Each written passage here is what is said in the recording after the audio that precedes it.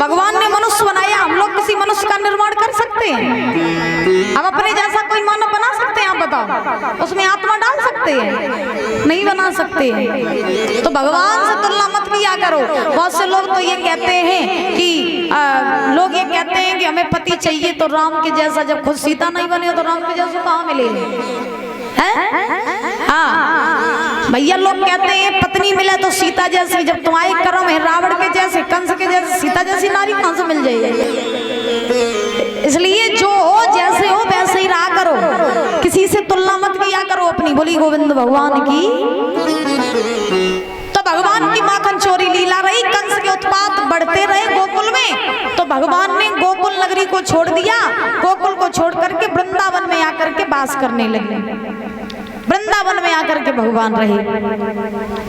वृंदावन में आकर के नंद यशोदा सारे गोकुलवासी वृंदावन में आकर के वास करने लगे। अब महाराज भगवान जो है वो लीला करते जा रहे हैं, करते जा रहे हैं। व्यास नंदन श्री सुखदेव जी महाराज जो है वो राजा परीक्षित को कथा श्रवण करा रहे हैं कि हे राजन परीक्षित,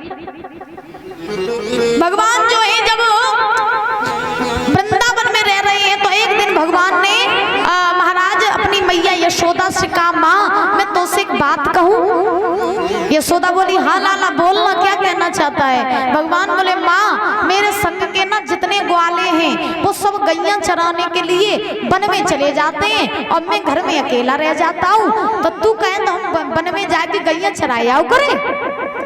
यशोदा बोली, नहीं नहीं तू कहीं नहीं जाएगा। भगवान बोले, क्यों माँ? तो माँ बोली, इसलिए कि तू वृंदावन में भी नया नया आया है और यहाँ वृंदावन में किसी को जानता है नहीं, और कहीं खो जाएगा, जंगल में जाएगा, वैसे भी तेरे पीछे राक्षस पड़े हैं, कोई कहीं से आ गया तो हम तेरा पुत्र के हो जाएंगे, इसलिए तू कहीं नहीं जाएगा। भगवान बोले, माँ मैं आज वो सुबह जाया करूंगा ग्वालों के साथ, शाम होने से पहले घर वापस आ जाया करूंगा, लेकिन मुझे जाने दो, मेरा घर पे अकेला मन नहीं लगता है। भगवान ने जिद पकड़ी तो यशोदा बोली, ठीक है जाना चाहते हो तो चले जाओ, लेकिन वृंदावन में हर जगह जाना, लेकिन एक जगह नहीं जाना। वृंदावन में हर जगह जाना लेकिन एक जगह नहीं जाना। कौन सी जगह? सुनो कन्हैया। यमुना तट पर काली देह पर और मेरे लाली भूल की मत जाना,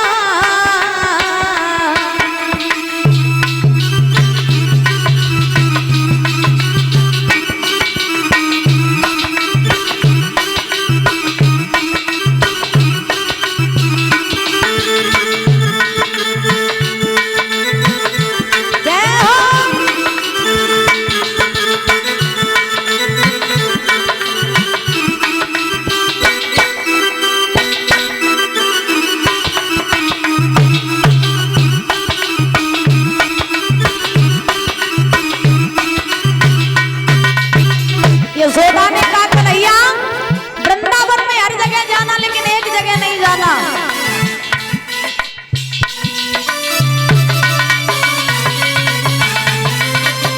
सुना बेटा,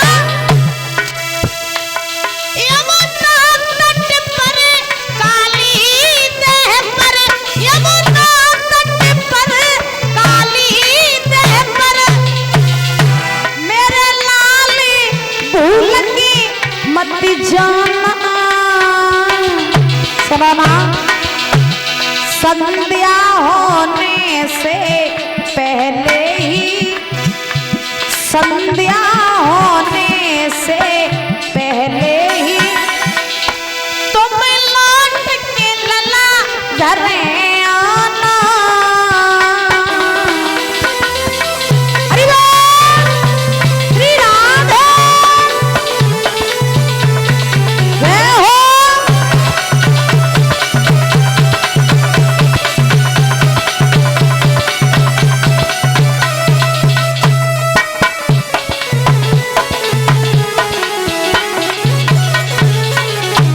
महाराज जवाब दिया मैया ने कि वृंदावन में हर जगह जाना लेकिन यमुना के किनारे मत जाना। भगवान बोले, क्यों माँ? भगवान तो सब जानते हैं ना, तन की जाने मन की जाने, जाने चित्त की चोरी, और बाप प्रभु से कहा छुपी जगह हाथ जगत की डोरी। भगवान सब जानते हैं, लेकिन भगवान पूछ रही है, क्यों माँ यमुना किनारे ऐसा क्या है जो मैं वहां ना जाऊं? तो माँ ने कहा, यशोदा ने, बेटा तुम्हें नहीं मालूम है, यमुना के किनारे एक काली देव का कुंड है, उस कुंड में कालिया नाग रहता है, और वहाँ कालिया नाग की वजह से वहाँ का जल बड़ा विषैला है। जीव जंतु पशु पक्षी कोई वहां जाते हैं तो वो मर जाते हैं, जल की जो भाप ऊपर जाती है उसी से वो मर जाते हैं, इतना जल विषैला है तो वहां मत जाना। भगवान बोले ठीक है मां, नहीं जाएंगे। अब भगवान सोचने लगे, कालिया नाग को ना तो है ही, मारना तो उसको है ही, अब उसकी वजह से इतनी आपत्तियां आ रही हैं वृंदावन पर, तो यमुना का जल स्वच्छ कराना है, लेकिन जब सही समय आएगा तब कराएंगे। तो भगवान ग्वालों के साथ जाते गैया चराने के लिए, शाम हो जाती घर वापस लौट आते। धीरे धीरे ऐसे भगवान की दिनचर्या महाराज चलती रही। कंस के पास में नारद जी पहुंचे। कंस चिंता में बैठा है। नारद जी ने कंस से कहा, कंसराज कहो तुम्हारा काल मरा कि नहीं मरा? अब कंस बोला, नारद जी काल को मारने के लिए तो मैंने बहुत राक्षसों को भेजा, लेकिन कोई मेरे पास लौट के ही नहीं आया, और किसी ने मुझे ये नहीं बताया कि मेरा काल गोरा है, काला है, छोटा है, बड़ा है, कैसा है, समझ में ही नहीं आता है। मैंने अपने काल को मारने के लिए बहुत विशाल, बहुत ताकतवर राक्षसों को भेजा, लेकिन मेरे पास कोई लौट के नहीं आया। तो नारद जी बोले, कंसराज मेरी नजरों में एक बहुत अच्छा उपाय है। अच्छा, नारद जी कंस के फेवर में क्यों रहते थे? कंस की साइड नारद जी क्यों लेते थे? अब नारद जी कंस की साइड इसलिए लेते थे क्योंकि नारद जी चाहते थे कि जितनी ज्यादा कंस पाप करेगा उतनी जल्दी ये मारा जाएगा। हाँ, और जिस व्यक्ति की मृत्यु होने वाली होती है, जिस व्यक्ति का काल सर पे मंडरा रहा होता है, उस व्यक्ति को अगर तुम गलत बात बताओगे तो अच्छी लगेगी, और अच्छी बताओगे तो बुरी लगेगी। जब व्यक्ति के विनाश का समय आता है ना, तो उसे अच्छी बात बुरी लगती है, बुरी बात अच्छी लगती है, फिर वो उसकी बुद्धि खराब हो जाती है, फिर वो समझ नहीं पाता है कि हमारे लिए क्या सही और क्या गलत है। अब नारद जी ने कहा, कंसराज मेरे पास एक उपाय है। तो कंस कहने लगा, कौन सा उपाय? नारद जी बोले, तुम्हारा जो काल कृष्ण है ना, वो गोकुल छोड़ के वृंदावन में रहने लगा। वृंदावन में यमुना का किनारा है, यमुना के किनारे काली देव का कुंड है, उसमें रहता है कालिया नाग। कालिया नाग की वजह से वहां का जल बड़ा विषैला है।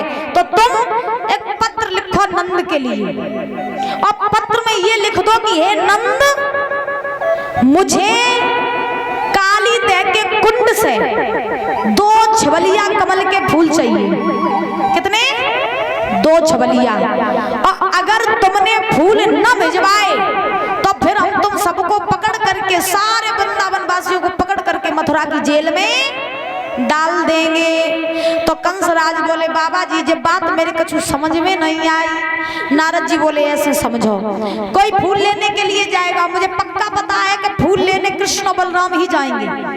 तो कृष्ण बलराम फूल लेने जाएंगे तो कालिया नाग की जहर से मारे जाएंगे, और फूल लेने अगर ना गए तो तुम सब पकड़ के जेल में डाल दियो, और कृष्ण बलराम को बंदी बनाए के उन्हें अपने हाथों से मार दियो।